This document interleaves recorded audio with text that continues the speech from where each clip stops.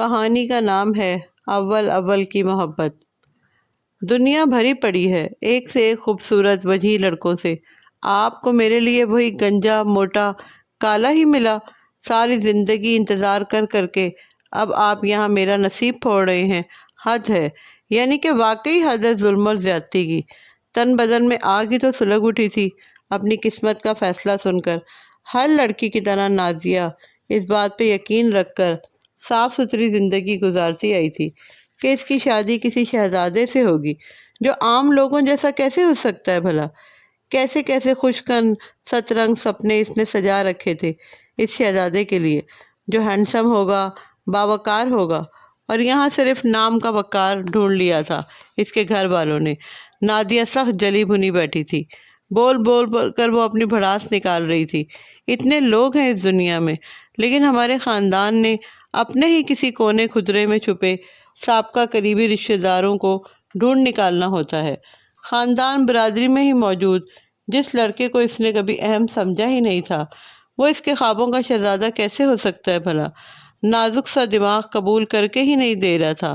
وہ بار بار بولتی اور ناک شوں شوں کر کے ٹیشو سے صاف کرتے ہوئے گھر والوں کے رد عمل کا جائزہ لیتی۔ اس کے گھر والے بھی 99% پاکستانی گھر والوں کی طرح بے حد شانت ہو کر اسے تسلیاں دے رہے تھے اور بہت رغبت سے شادی کی تیاریوں میں مگن تھے۔ ساری دنیا بھری پڑی ہے ایک سے ایک حسین و جمیل لڑکیوں سے، لیکن آپ کو وہ پھینی موٹی سفید بندریا ہی ملی ہے میرے لیے، فرما بردار بیٹے کی طرح سب آپ پر چھوڑا۔ لیکن آپ تو مجھ پر ظلم کرنے پر اتر رہے ہیں۔ وقار سخت نالاں تھا۔ ایک خاص الخاص بیوی کا خواب چھن کر کے ٹوٹا تھا۔ بھلا وہ نادیہ اس کی بیوی کیوں کر؟ اتنے خاص منصب پر اتنی عام سی نادیہ؟ دل مان ہی نہیں رہا تھا۔ لیکن یہاں بھی بزرگ بے حد مگن تھے، شادی کی تیاریوں پہ زور تھا، اور وقار کے لیے ٹھنڈی تسلیاں تھیں کہ گھر والوں کا ماننا تھا کہ ان کا تجربہ وقار کے تجزیے سے زیادہ اہم ہے۔ بھلا اس سارے رد عمل میں نادیہ کا جو دوش تھا نہ وقار کا۔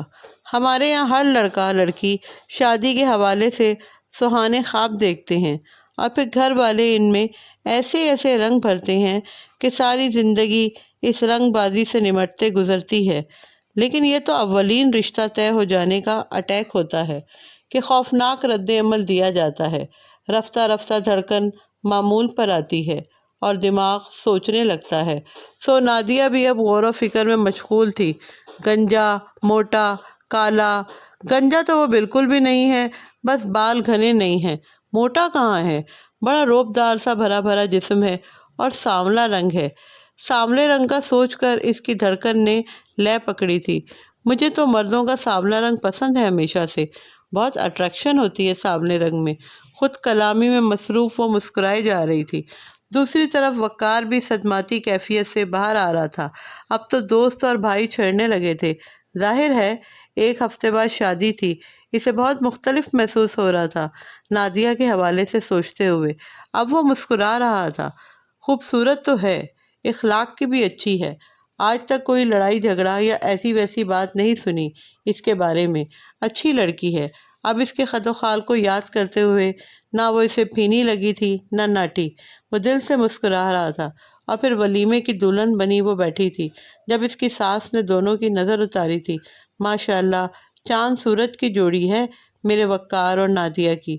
دونوں کی شوق نظریں ملی تھیں اور وقار کے دل پہ نقش ہو گیا تھا کہ دنیا کا حسین ترین چہرہ نادیہ کا ہے، کیونکہ وہ اس کے دل میں بستی ہے۔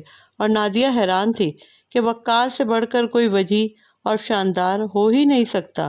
اس نے بہت استحقاق سے اسے دیکھا تھا کہ اب وہ سارے کا سارا اس کا تھا، اور دونوں کے گھر والے 99% پاکستانی گھر والوں کی طرح شکر ادا کر رہے تھے کہ فرض ادا ہوا۔ اگر میری آج کی یہ ویڈیو آپ کو پسند آئی ہے تو اسے لائک کریں اور میرے چینل کو سبسکرائب کریں۔